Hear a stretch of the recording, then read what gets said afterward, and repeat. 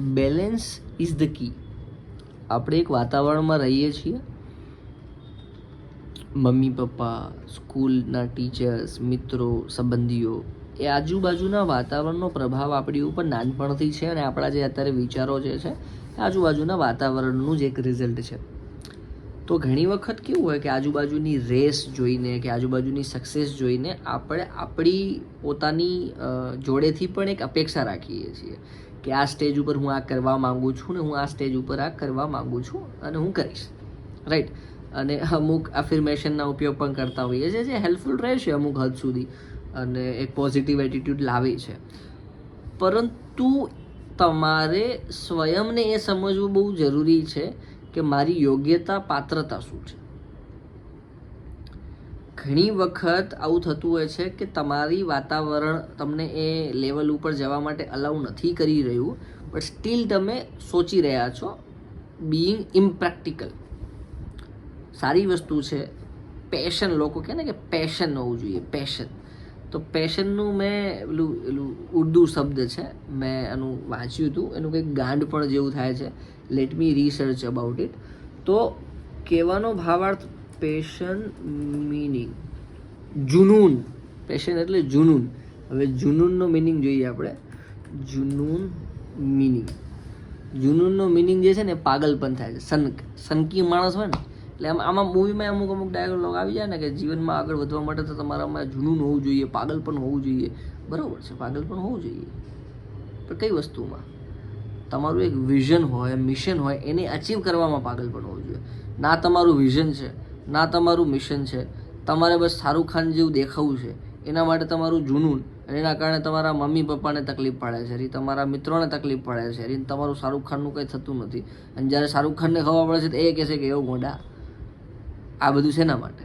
આ એક એક્ઝામ્પલ મારા મનમાં આવી ગયું. શાહરૂખ ખાન, અમિતાભ બચ્ચન હોય, ક્રિકેટમાં હોય, ગમે તે હોઈ શકે.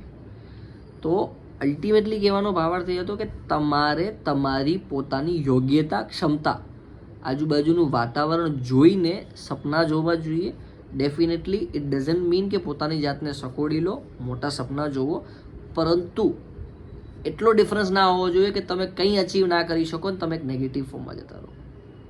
જેમ કે એક વ્યક્તિ કે જેનું કોઈ પ્રકારનો સ્કોપ નથી, લાખોમાં એક એક્ઝામ્પલ હશે, ના નથી પાડી રહ્યો, બટ બાકીના જે 99,999 છે એનું નહીં જોવાનું, એના માટે જ કહું છું. એ એક આવી જાય સાઈડમાં, તમને એમ લાગતું હોય તો. અને એમનું એ પાસ્ટ જોવો ને તો એમની કેટલી મહેનત હોય, એ એટલી મહેનત આપણે કરવી નથી હોતી. તો ઓવરઓલ કહેવાનો મતલબ ભાવાર્થ હતો કે વાતાવરણથી પ્રભાવિત થઈને પોતાની સાથેથી એક્સપેક્ટેશન રાખવા કરતાં સ્વયંની યોગ્યતા, પાત્રતાને એક્સેપ્ટ કરવું કે ભાઈ ઠીક છે, મારાથી આટલું થાય એમ છે, હું આટલું કરીશ, વિલ બી હેપી. કારણ વસ્તુ શું છે, કારણ કે યોગ્યતા, પાત્રતા કરતાં વધારે ચાહી લીધું કદાચ મળી ગયું ને તો પચાવી નહીં શકો. ઘણી વખત જોશો, આ બાયજુનું એક્ઝામ્પલ જોયું. હું કોઈ બાયજુસની નેગેટિવિટી નથી કરી રહ્યો, પણ બાયજુસ જુઓ, વર્લ્ડનું સૌથી મોટું એટેક બની ગયું, ના પચાવી શક્યું, ને જતું રહ્યું, ગાયબ થઈ ગયું. તો એવું ઘણી વખત થાય છે. તમારી પાસે એવું મોટું સક્સેસ આવી જશે ને પછી તમે પચાવી નહીં શકો તો જતું રહેશે. એવા કેટલાય હીરો હિરોઈન થઈ ગયા, કેટલાય ક્રિકેટર થઈ ગયા, આવ્યા ને ગાયબ. કારણ કે પચાવવાની શક્તિ હોવી જોઈએ. અને પચાવવાની શક્તિ યોગ્યતા અને પાત્રતાના આધાર ઉપર આવે કે તમે શું એલિજિબલ છો, તમારું આજુબાજુનું વાતાવરણ તમને અલાઉ કરે છે કે નથી કરતું. તેના માટે સેલ્ફ અવેર, સ્વયં સાથે બેસવું થોડુંક જરૂરી છે કે હું શું કેપેબલ છું. એમાં કોઈ નાનપણ નથી, દરેકની એક યાત્રા છે, હે ને. એમાં કોઈ નાનું નથી થઈ જતું કમ્પેરેટિવલી આપણે કરવા બેસીએ કે એ તો આટલું કરી શકે, હું ના કરી શકું. It's okay, it's my journey. Like it's good to be real rather than fake, હે ને.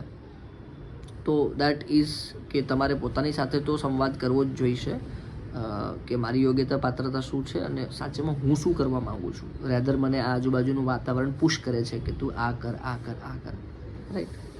બેસો તમારી સાથે, ક્યારેક મજા આવશે.